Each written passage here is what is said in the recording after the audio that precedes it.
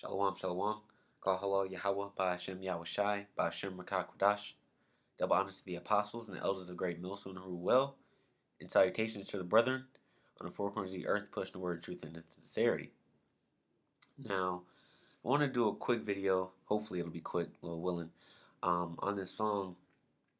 Well, really, the video's on Pestilence, but the focus is this song by Lupe Fiasco, called Streets on Fire. Now, the song is solely based around the premise of a disease, a pestilence that's going to destroy the whole world. And the reason why I'm bringing this song out is because I was listening to the album. You know, this album's damn near 10 years old.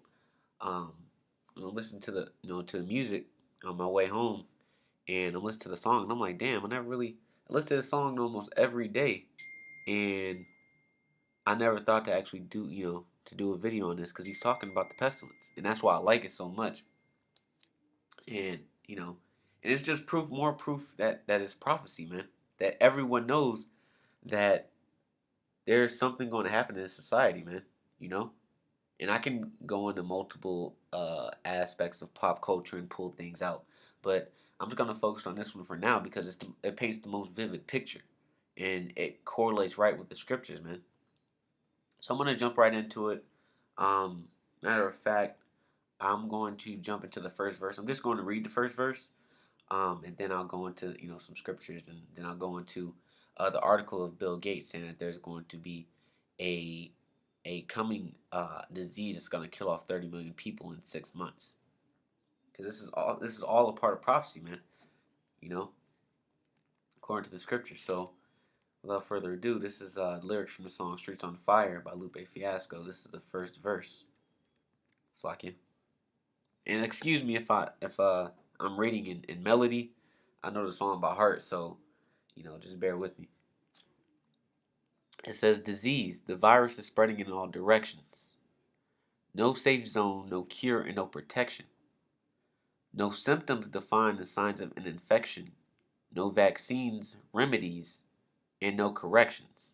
So with this, you have a disease that's going to sweep the whole world that nobody's going to know anything about, that the Lord is going to throw out there, and that's pursuing the scripture, man. Because the Lord's going to bring plagues upon the world, This is 2nd Ezra chapter 15, verse 1. It says, "Behold, speak thou in the ears of my people the words of prophecy, which I will put in thy mouth, saith the Lord, and cause them to be written in paper, for they are faithful and true. Fear not the imaginations against thee, let not the incredulity of them trouble thee." Now, the incredulity means, stupidity, unfaithfulness, that speak against thee. "For all the unfaithful shall die in their unfaithfulness. Behold, saith the Lord, I will bring plagues upon the world." Now, that word plague is, is synonymous with disease. Plague, a contagious bacterial disease characterized by fever and delirium. So you start hallucinating. Typically with the formation of buboes, see bubonic plague, and sometimes infection of the lungs, see pneumonic plague. Cause continual trouble or distress. So not only is there going to be a disease, but there's going to be a cause of continual trouble or distress, to the people in the world. And the plague is going to bring that distress, man. It's going to bring a lot of things with it: death, destruction, disease, martial law, famine. It says, "Upon the world, the sword," which is martial law, famine, lack of food, death and destruction, That's that continuous trouble. That's that cause of continual trouble and distress, man. So let me go back into the verse. It says, "Quarantine the dreams and seal off the connections. Don't let them in, not a friend, not a reflection. Everybody's got it and wants you to have it next. And don't accept them if you want to stay as an exception." So this is basically telling you that now everybody who's got the disease, they basically want to spread it around, man. Because now they want everybody to have it, Because you're going to have some people that are sick and are going to be dying that are going to be pissed off that other people don't have the disease, man. And it's going to be spreading it on purpose, you know? This sounds exactly like a certain movie that I seen way back, about a couple years ago called Contagion with Matt Damon. It says, "No pill can heal the ill of this sickness. Some are still in doubt of its existence." So you're going to have a disease that's sweeping the nation that's going to be spreading so fast that people are going to think that it doesn't even exist, because it defies the laws of a normal pathogen. Some call it forgiveness and some call it the vengeance. And this lines up with the scriptures, man. You got some sickos out there that are gonna say, well, this is gonna be. You got Christians that'll probably say this is the gateway to heaven is forgiveness of sins. And you always got that crazy Christian that's talking some madness, man. And then you're going to have the ones that are going to say, no, this is the vengeance of the Lord. This is judgment. Some say it's an exit and some say it's an entrance. Now, here's the really good part here. It says the poor say the rich have the cure. Which always goes on when you got an epidemic. For example, you had HIV, man, which we know that Magic Johnson was HIV positive, and he should have full blown AIDS by now, man. But now he's living with I think the disease has that thing he said 99.9% disappeared, and then you had talks of people saying that the rich people actually have the cure for AIDS. They actually have the cure for HIV, which is not far fetched, man, because when you think about it, when you go into the book Behold the Pale Horse, you actually read and you find out that HIV was manufactured in a lab, man, and given out to people during the hepatitis A and B epidemic, man, in the 1980s in New York. It says, the rich say the poor are the source. Revolutionaries say it's psychological war invented by the press just to have something to report. And that's when you go back up to this line here, some are still in doubt of its existence, man. Because now you're going to have mass hysteria, mass delirium, People are going to be scared and afraid. There are going to be riots, Let's go back into the second Ezra 15th chapter. It says, for wickedness hath exceedingly polluted the whole earth, and their hurtful works are fulfilled. Like the man said in the song, some say it's the vengeance, man. Therefore saith the Lord, I will hold my tongue no more as touching their wickedness, which they profanely commit, neither will I suffer them in those things, in which they wickedly exercise themselves. Behold, the innocent and righteous blood crieth unto me, and the soul of the just complain continually. Because the men of the Lord are complaining about the injustice on the earth, man. So what? The Lord is going to bring plagues, sword, famine, and death and destruction upon the world, man. Which this verse embodies, man. And I do recommend brothers to, hop on YouTube and actually listen to the song and listen to it. Cause it's a good hearing aid, man. And it does give you a visual, man. Because those of us who have the spirit and we have the knowledge, we can visualize this story. It says, some say the first case came from. Now this is the case of mass hysteria that I was talking about. People are going to be talking. People are going to be rioting. People are going to be panicking, man, and blaming everybody.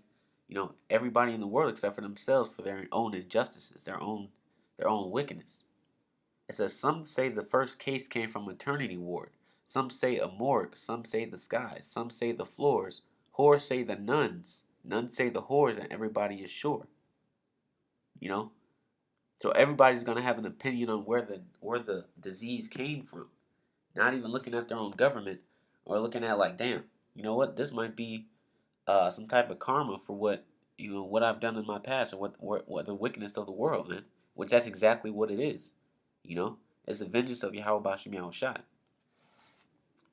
It says the scientists say it only affects the mind.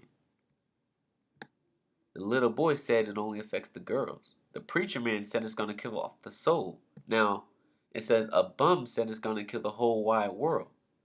Now, what's significant about this part of the song is that now it's going into, a little bit into who's trying to narrow down the source of the issue, And I think the second to last verse that the preacher man says is going to kill off the soul. But when you look at the rest of the world, the rest of the people in the rest of the world, their souls are already dead. You know? So that tells you right there that that preacher is a false prophet. But now you got the bum saying it's going to kill off the whole world, which the bum is correct. You know? And that goes for the men on the highways and byways teaching the word, man. You know, we're the bums on the street saying that this is going to destroy the whole world, man. The whole world is going to come under calamity. You know? Going back into this second Ezra, 15th chapter, verse 5, behold, saith the Lord, I will bring plagues upon the whole world. You know? That's what we're saying. You know? And as you notice when you watch any movie or any TV show and you got something crazy going on, the bum's always on the corner. He's been saying it for years, man. You know? So yeah, and this will happen, man, according to the scriptures. And you know, who cares about Lupe if you ask me? He ain't in the truth, man. He's just a nigga, man. But the point is that people out in the world know what's going on, man. Only because of the scriptures. Only because of the holy scriptures, man, the Bible, you know? The collection of books. The spirit of Yahweh Shem Shai, man. The Lord is pushing out his spirit upon the world, man. So people are starting to realize certain things, you know? Back in verse 9 it says, and therefore saith the Lord, I will surely avenge them, and receive unto me all the innocent blood from among them. Behold, my people is led as a flock to the slaughter. I will not suffer them now to dwell in the land of Egypt. And our people have been led as a flock to the slaughter, man. Picking up all the demons of the other nations, man. Picking up all the philosophies and going against Yahweh Shem Yahushua, man, for their own vain lusts. But I will bring them with a mighty hand and a stretched out arm, and smite Egypt with plagues. You know? So the 144,000, the elect, are the ones that the Lord is going to bring out of Egypt, man. And Egypt will be smitten with plagues as before, and will destroy all the land thereof. You know? And the modern day Egypt is America. And Egypt, America, shall mourn, and the foundation of it shall be smitten with the plague and punishment that the Most High shall bring upon it. You know? And part of that mourning is going to be martial law. Total, utter chaos, man. There's not going to be any order in this place. It says, they that till the ground shall mourn, for their seed shall fail through the blasting and the hail, and with a fearful constellation. But that was about it on the verse. But I wanted to hop in Ezekiel, the 7th chapter, and around the 15th verse, because this paints a vivid picture of pestilence, disease, chaos, you know, which is bound to happen, you know, all over the world, but America's going to get the worst, man. It says, this is Ezekiel chapter 7, verse 15. The sword is without, and the pestilence and the famine within. You know, so the sword, martial law, you know, the pestilence within. The quarantines, man, quarantine within the city. He that is in the field shall die with the sword, you know. So that martial law, man, those tanks, the government, man, the armies. And that he that is in the city, famine and pestilence shall devour him. You know, lack of food and disease, man. Because the disease is going to spread within the cities like wildfire. But they that escape of them shall escape, and shall be on the mountains like doves in the valleys, all of them mourning, every one for his iniquity. You know, because it's that point where you're about to die, or you have no hope, that you want to, that men and mankind, you know, want to reflect on their lives, man. You know, when they say your lives flash before your eyes, you know, that's exactly what's going to happen, man. Every day, you know. Now they wanna mourn for their iniquity, man. I shouldn't have done that. I shouldn't have done that. Oh, God is getting me back for everything I said about him over these past years, and and you know, I said I was an atheist, but now I believe in you. All that, man. You know, and it's gonna be too late. It says all hands shall be feeble, and all knees shall be weak as water. It says they shall also gird themselves with sackcloth, and horror shall cover them. You know, because they're not going to have any hope, man. And shame shall be upon all faces, and baldness upon their heads, man. You know? So they're going to be shamed. They're going to be in horror, man. Because they're going to be seeing all the chaos that's going on, and they're going to have nothing but fear in their hearts, man. No hope of escape. All because they wanted to do what they will, man. You know? This is the judgment that's coming to the world. This is Jeremiah 16 and 3.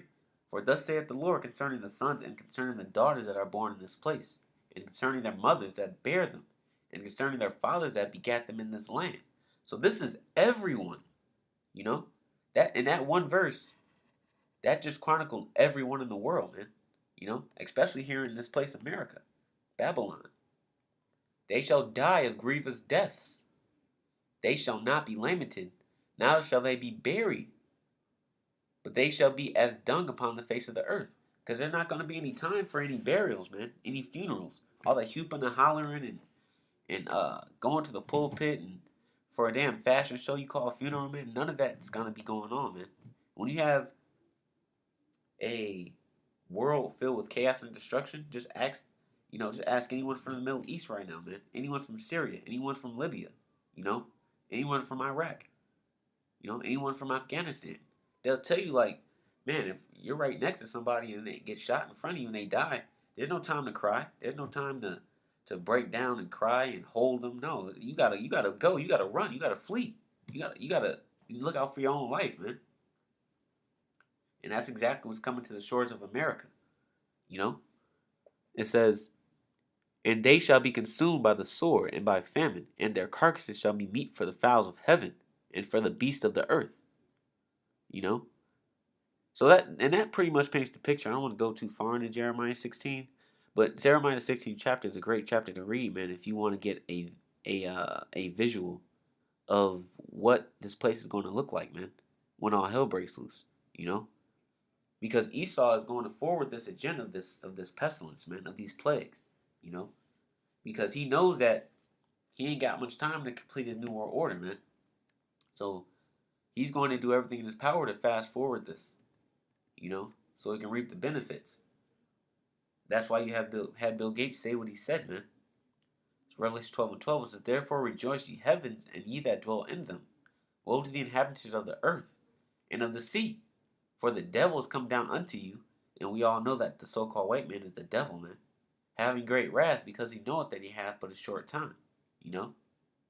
So he's going to persecute you. He's going to send all types of pestilence, the government, you know? That's why he's building all these machines, this artificial intelligence, these robots. He's in the CDC right now creating viruses, man. And Bill Gates confirmed it, inadvertently, but he did, man. I got this article here from ScienceAlert.com. It says Bill Gates thinks the coming disease could kill 30 million people within 6 months, and we're not ready. We need to prepare for this like we prepare for war. And the hidden message behind that quote there is not saying that they have to prepare for a disease. They're going to prepare for what happens after disease gets here. Because after disease gets here, you're going to have riots and fires all over the place, man. There's going to be a state of lawlessness because people are going to say, well, we're dying anyway. What's the point of keeping the order? I'm going to do what I want, So they have to organize themselves in a way where they can contain this disease and they can deal with what's coming after it, man. It says, if there's one thing that we know from history is that a deadly new disease will arise and spread around the globe. That could happen easily within the next decade. And as Bill Gates told listeners on Friday at a discussion about epidemics hosted by the Massachusetts Medical Society and the New England Journal of Medicine, we're not ready. Gates acknowledged that he's usually the optimist in the room, reminding people that we're lifting children out of poverty around the globe and getting better at eliminating diseases like polio and malaria. But he's not going to tell you that they still have vials of these diseases, polio and malaria and smallpox, still in a freezer in the Center for Disease Control in Atlanta, man. It says, but there's one area, though, where the world isn't making much progress, Gates said, and that's pandemic preparedness. The likelihood that such a disease will appear continues to rise. New pathogens emerge all the time as the world population increases and humanity encroaches on wild environments. It's becoming easier and easier for individual people or small groups to create weaponized diseases that could spread like wildfire around the globe. According to Gates, a small non-state actor could build an even deadlier form of smallpox in the lab. And basically what he's saying is we can create a new disease, man, anytime we want. It says, and in our interconnected world, people are always hoping or hopping on planes crossing from cities on one continent to those on another in a matter of hours. You know? Now, and he's correct, man. That's how diseases start spreading through travel, through human contact. Matter of fact, I want to share something real quick. There's a game I play on my phone sometimes called Plague, man. And this game here actually simulates a plague that you can create, and you can actually design this plague, and you can actually spread it upon the whole world, man. And the goal is to kill off the whole world, you know. And each time you have to kill off, in each level you have to kill off the world faster and faster, and there's a time limit that you have to meet, you know. If any brothers would like to actually play the game, I actually uh, recommend brothers going to play this game, because this will show you how diseases can spread in the world, man. Especially designer diseases that are spread that have no known vaccines for, known cures, you know. So Esau knows what's going down, man. They do these simulations all the time, and now you can do the simulation on your phone on what a plague would look like. So back in the article, it says Gates presented See, I didn't even read this whole article. It says Gates presented a simulation by the Institute of Disease Modeling that found that a new flu like the one that killed 50 million people in the 1918 pandemic would now most likely kill 30 million people within 6 months. And if you look at the simulation looks exactly how that game Plague would look, man. So here's the simulation. It's about 15 seconds long. 1 month, 28 million. 2 months, 1 billion. 3 months, 10 million. 4 months, 21 million. 5 months, 29 million. 6 months, 32.9 million people, man. 30 million people, man, in 6 months. And if you've seen the simulation, you can see the little red dots there. That simulated, where the disease would pop up. And month by month, disease was popping up in different areas, man. So if we killed 30 million people in 6 months, just think about, and that's a disease that they haven't designed, or a disease that they haven't, added or played with the DNA, man, of the disease. Just imagine a disease that killed 30 million people in 6 months. And every 6 months, 30 million more, man. Or every 3 months after that 6 months, it doubles. 30 million people in the first 6 months. The next 3 months, you got 60 million people. Next 3 months, you got 120 million people. Next 3 months, you got 240 million people. Next 3 months, you got 580 million people, Until, it keeps going and doubling and doubling. Hell, in 3 years, the whole population of the world could be destroyed, But that's how the Lord gets down, man. Because this world has to be purged of the wickedness, man, that it has done since its inception, So with that, I'm going to give all praises to Yahweh, Ba'ashem Yahushai, Call Halal Yahweh, Ba'ashem Yahushai, Ba'ashem Rakakwadash, double honors to the apostles, the elders, the great millstone rule well, and salutations to the brethren on the four corners of the earth, pushing the word in truth and in sincerity. Shalom.